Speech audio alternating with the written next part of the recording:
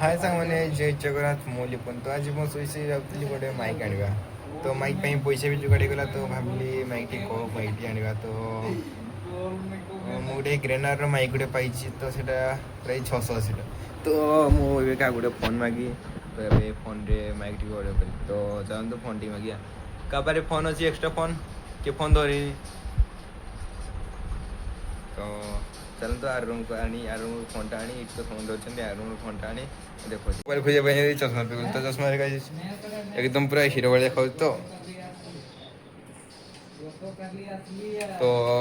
mobile ତ ପାଇଲିନି ଗାଇজ ଗୋଟେ ମୋ ସ୍କ୍ରିନ୍ ସେୟାର କରିକି ଆପଣଙ୍କୁ ମାଇକ୍ଟା ଦେଖେଇଦେଉଛି ଚାଲନ୍ତୁ ଗାଇଜ ଦେଖିବା